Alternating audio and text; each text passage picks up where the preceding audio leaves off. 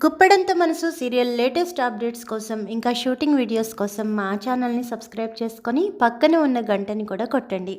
ఇంకా all updates అనే option మీద కూడా క్లిక్ చేయండి.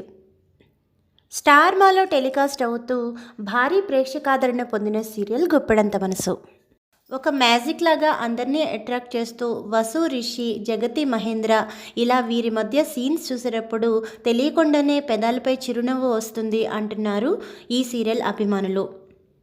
అయితే ముఖేష్, రక్ష ఇద్దరు కూడా ఈ మధ్య దాదాపు అన్ని టీవీ షోస్లోనూ సందడి చేస్తూ ఇంకా అభిమానులకు కన్నుల విందు చేస్తున్నారు.